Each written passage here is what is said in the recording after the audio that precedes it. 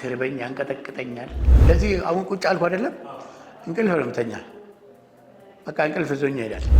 ከሰው ጋርም እንደዚህ እየተነጋገርኩ ምን እንዳለ ፊት በመሃል ሸለብ ሊያደርግ ይፈልጋል፣ ይደክማል፣ አቅም ያንሳሃል። የሆነ ነገር ሲደርስ ብስጭት ያደርጋል። አልሐምዱሊላህ አሁን በጣም ሰላም ነኝ። ፊት ጎንበስ ብዬ ካልሲ ማሰር አልችልም።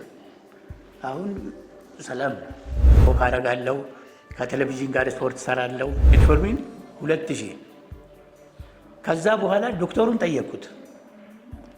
ካልተቆጣጠር ከውሪም እንጨምራለን አለ። ምን ማለት ነው? በቃ ክኒን እስከ 10,000 ሊገባ ነው፣ እሱም ብቻ የዋጥኩ ሊቀመጥ ነው በሚል ነው ወደዚህ መጣሁ። ሰውነቴ ራሱ ነው የሚነግረኝ። ዶክተር ምንም አላለኝም።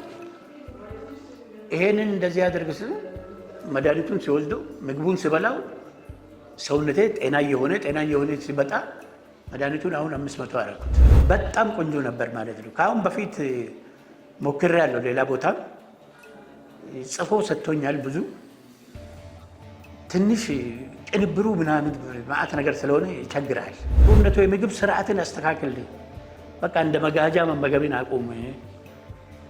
ዝም ብለህ ያገኘውን ከምታግበሰብስ ለሰውነት የሚጠቅመውን ነገር አድርግ።